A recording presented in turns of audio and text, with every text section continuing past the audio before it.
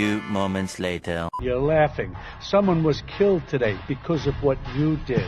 I know. How about another joke, Murray? Okay. When you... What?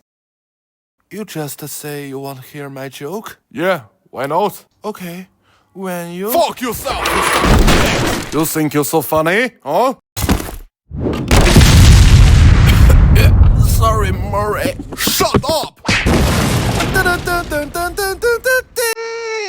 理解热爱，分享快乐。Hello， 大家好，欢迎来到本期的鲨鱼分享。我知道这期视频你们都已经等很久了，对不对？之前我们就提到过，老麦拿到了小丑电影下放的版权之后呢，推出了一款史上最贵的这个双人套场景，原价就达到了250美刀啊！即使在国内的代理第一时间盲定呢，最低也是1350。那么老麦对于这款套装的解释是迫于幕后一些不可言说的版权费用。当然，在这一点上，老麦并没有撒谎。你去看我之前所有关于杰昆的节目，你应该能非常明确的知道这一点。不过这也让这款套装成了极其粉丝向的一个东西，说白了就卖个情怀。无论如何，它的定价都由于版权占用了大部分的成本，导致这个东西的质量和价格肯定是远远不成正比的。但作为目前市面上唯一一个正版授权小比例可动加唯一的莫瑞·富兰克林加唯一的多表情替换亚瑟来说，这个 buff 是叠满了，对吧？究竟值不值得为爱冲锋呢？点赞收藏来给 UP 回回血吧。包装盒方面，正面用了一个黑雅加亮色的这么一个工艺，其实看起来还是挺有艺术感的，也挺高级的。那么也可以看到顶上有代理贴的这个12家的标签啊，具体的十几家呢，可以去查看老麦的原视频。在包装盒的底部呢，还标注了这个产品其实是一款限量的套装啊，全球4400个。对于老麦来说，这个数量其实算少的了，不过已经很多很多了，对吧？背面是一张非常大的剧照，这整个包装盒的设计我还是比较喜欢的，还是有点高级感。接下来看到这个主体，其实亚瑟本身的这个身形呢，还是还原的很不错的，就是一个简单的西服素体，当然是新开的。头雕其实是比较超乎我意料的一款产品的，因为虽然老麦它定价贵啊，但它的技术力都知道也就那样吧。那你可以看到这次也是用了一个数码喷绘啊，整个眼神包括面部的轮廓，还有一些细微的建模呢，其实是非常接近杰昆的这个特征的。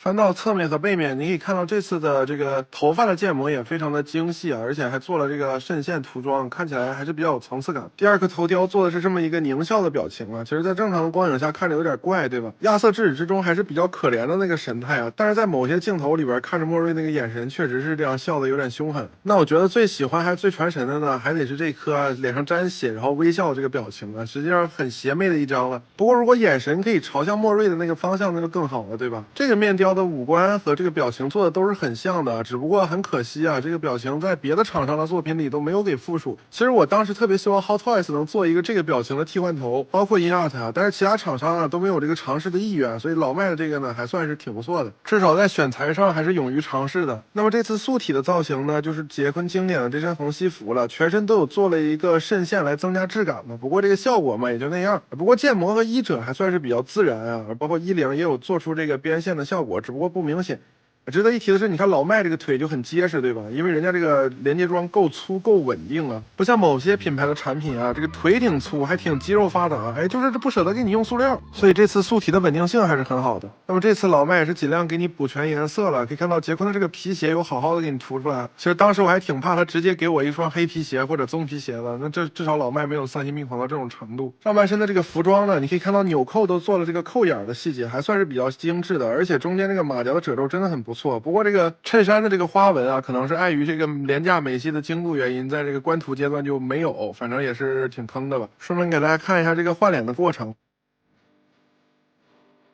这次因为是一个新的西服素体啊，整体的可动性呢没有什么问题，而且关节呢都有一些遮挡，一体性还是不错的。这个可动性整体呢达到一个中等偏上的地步吧。值得一提的是有一点弯腰，因为它要适配那个椅子。亚瑟在剧中一些基本的动作，包括各种舞蹈的姿势和海报封面的姿势都摆得出来啊，这就够用了。不过翘二郎腿呢就别想了，毕竟就廉价美系这个关节设计，对吧？这个套装的重点呢，我觉得应该是这个莫瑞·富兰克林啊，头雕还是很像罗伯特·德尼罗的，但是老麦呢，非得在脸上加两点腮红啊，头发跟亚瑟一样，也是挺细致的，身形依然是一个单独的西装素体。可以看到这次的这个领带的纹理呢，还有这个服装材质上都做出了一个细致的建模。这个东西拿在手里看，恍惚中就有一种它是布艺的感觉啊，确实这个全涂装呢和这个不错的面雕带来的加成还是很高的，只不过我挺希望它能附属一个莫瑞的被枪击头啊。不过感觉对于演员这个可能不太好啊。素体的可能性方面呢，依然是也不受什么干涉啊。不过弯腰幅度呢，甚至比亚瑟还要好啊，这个就一笔带过。人物卡方面呢，其实还不错的，因为它底下写的是亚瑟·弗兰克，而不是小丑啊，这点我还是比较喜欢，算是比较尊重这个角色的命运吧。但是2个圆片小地毯呢都没有，虽然背面有这么一个限量的这个编号啊，但是这个签名呢照样是打印的，跟以前那些差不多。但是我莫瑞的人物卡呢？啊，不是你吃我一张是吧？手型方面就比较让人气愤了，4对手型呢，2个人物竟然是通用的，也就是说，你如果让莫瑞全开场的，亚瑟就只能全握拳，那以此类推啊，反正是我第一次见到这种操作啊，这完全是2个独立的演员和玩具啊，你给我一套手型，这也太糊弄了，他俩这是孪生兄弟是吗？一个亚瑟的笔记本啊，不过让我比较疑惑的是，为什么这个字儿是刻上去的啊？总之立体感还不错吧，没什么涂装。贯穿全篇的这把小手枪啊，这个东西更是逆天，直接就用老麦这个武器包2里的这个枪重涂的，而且重涂之后呢，把涂装还给你阉割了，就只剩下这个干扫了。莫瑞·弗兰克林秀的杯啊，这个杯倒是挺不错的，也挺简单的。你可以看到他做了一个印刷麦克风啊，基本就是这么个意思，然后再剩点干扫啊，这个细节还是比较糊的。那在我刚收到这款产品的时候呢，我是把这个开箱视频发到老麦这个群里啊，寻思逗大家一乐，没想到被人呢没经过授权就剪辑发到 B 站了，还投的自制啊。小红书虽然也有人发了我这个图片嘛，但是人家小红书的人至少标注了一下啊。那么相信有些朋友也看到这个视频的内容啊，就是我对这个场景的吐槽啊，所以接下来呢就是这个套装的重点戏了啊。首先是这个莫瑞·弗兰克林秀的墙啊，那它整体的比例呢其实是不太对的，那电影里呢要比这个更大，不过也没有厂商去1:1的还原吧。但翻到背面啊，你就直接原形毕露了，老麦你是演都不演了，定价250刀的东西连纸板子都给你上来了，这实在是太可笑了。你再不济你也给我整个亚克力，整个塑料你放这放着，你整个纸板子你这不玩了吗？正面看啊，这个细节倒是还行啊，不管是这个墙的锐度啊，还是这莫瑞·弗兰克林秀的字儿都不错，摆在这儿倒是没问题啊，但是这个背面实在是寒碜。盆栽呢，老麦压根儿不是照着电影里还原的，给你这么几个这种鱼缸里的景观草啊，这成本有5毛钱没有？反正是底座还挺沉的，完了呢就往那一摆就完事儿了，比例倒是也不对，就是主打一个意识流。最恐怖的就是这个地板了，不仅这个颜色对不上啊，你可以翻到背面来看看啊，又是这个纸壳子，真的这个就有点离谱了。你这版权费再贵，你也不至于连这一片塑料你都不舍得给我吧？这太荒谬了，这东西根本就没有这个保存性可言啊。所以说也不用笑话人家万代了，你看看没？这美系厂商有比万代还牛逼的。亚瑟做的这个椅子呢，从正面看建模是非常好的，并且也有一些做旧涂装，皮质感很强啊，这个真实感甚至就不逊那些大比例的啊，而且这个杆呢也可以调节。但是正面不错，翻到背面是啥样呢？哎，没错，廉价美系给你偷一空，应该也看得出来啊。自从开始这个场景的主题呢，老麦就直接演都不演了。莫瑞的这个椅子呢，正面依然是非常的漂亮，该有的涂装、银漆啊、建模纹理细节都有啊。翻到背面呢，就好比那个房租只交了一半啊，人家椅子也只给你一半是吧？这个桌子是最离谱的，我给你们看一下我开箱时的反应吧。这个桌子我真的绷不住了，这桌子，我的妈！这下你看见老麦这杀伤力了。其实整体的造型就很简单，底下呢本来应该是个镜面的这个涂装啊，不过被老麦直接简化成灰色的了。翻到背面呢，这直接就可以当这个水瓢用了。孩之宝、万代啥都少吧，这偷天胶还得是老麦。这么一看下来，这套玩具啊，就这俩人做的是相当不错了啊。场景你就当是送的啊，为了怕你觉得不值呢，老麦还贴心的给你一些剧中道具啊。这是亚瑟那个生命的卡片。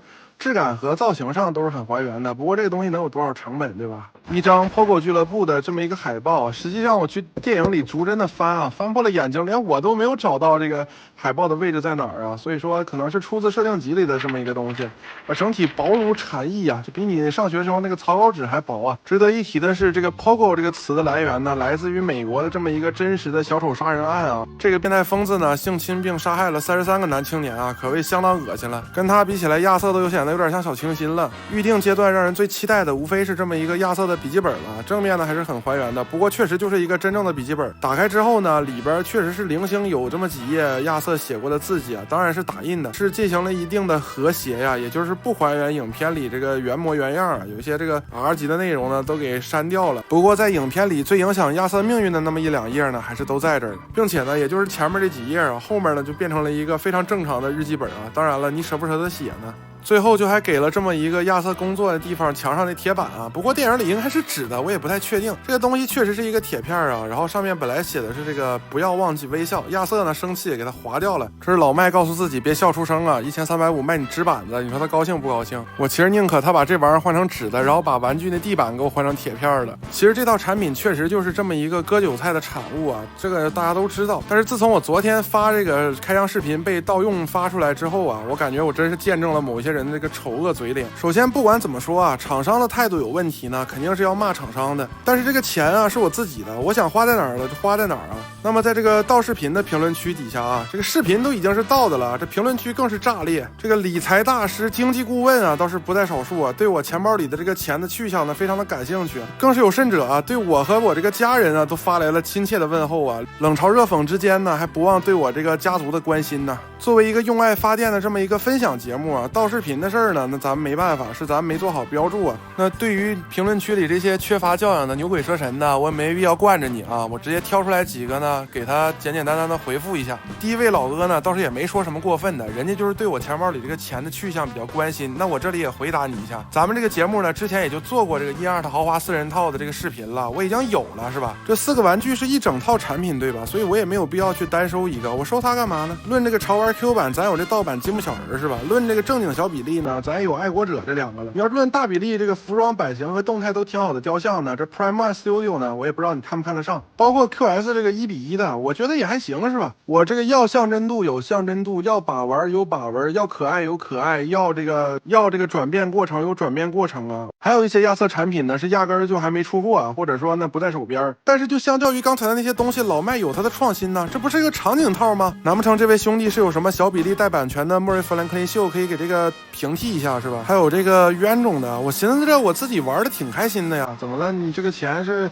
替我觉得不值吗？那你应该去骂厂商，别骂我呀。更有甚者就更厉害了，竟然要把我送到阿卡姆去啊！现在这个精神病院的标准都这么低了吗？这种我建议这个自己先去看看啊。反正我知道的精神病院不是这种收人方式啊。刚才那哥们儿呢，好歹没有指名道姓的说这个玩具的人怎么地的，所以我说我给他留点面子。像接下来这个别人呢，就是有点反社会了，直接给我连这个啊，这都安排上了是吧？我花我挣的钱也交税了呀，你这是干什么呀？到底咱俩谁阻碍社会发展了？本来这视频呢，就是没经过我个人同意盗视频之后发出来的，这评论区里呢，一个一个真是让人大开眼界。就我花1块钱也没吃你家白米饭，用你教我怎么花。咱们这个圈子吧，没什么门槛，买东西都是为了自己真心喜欢，哪怕你只有1个玩具呢，也没有人应该歧视你。之前蚂蚁小手那期视频我就说过了，玩具好不好呢？最重要的还是你自己觉得值不值。我觉得这玩意儿有价值，所以我花钱买它了。况且我是个拍视频的，我感兴趣，别人不感兴趣，我还可以发期视频给大家避雷呢，对不对？最后话题还是回到产品本身啊。其实值不值这个事儿呢，所有人在一开始看到这个产品的时候，心里就有答案了，不值你不买就完事儿了，对不对？杰昆的产品向来是有价格争议的，就包括1·2它刚出官图的时候也是一样啊。但是很明显的是，这款产品在这个场景的方面缺乏诚意，对吧？从一个客观的角度来讲，它是绝对对不起它的售价和它这个品牌的相对调性的。2个人偶其实处理的还算是很不错啊，在老麦的产品里算是高水平了。不过这2个人偶呢，你说一个算到300块钱也就顶天了。总的来说，就看你对不对得上这个电影的对播。如果你觉得对这个电影很对电波，而且其他的相关产品有更多的好选择，你也都有了之后啊，我才可以说这个产品有点购买的价值。或者说你特别喜欢莫瑞·弗兰克林这人啊，这也不太可能是吧？但是总的来说，其实场景的泛用性很高啊，而且这2天在把玩的过程中呢，也让这个单独的电影竞争时刻衍生出了很多奇思妙想的可能性啊。就从这个快乐这一点上来说，它还是赋予了我很多笑点的。我觉得你可以骂厂商无良了，但是嘲讽这个预定的玩家，我真的不知道是怎么想的。购买手办模型本来就是一个寄托情感的事儿啊，这个没从你的钱包里拿钱，你又着什么急呢，是吧？好了，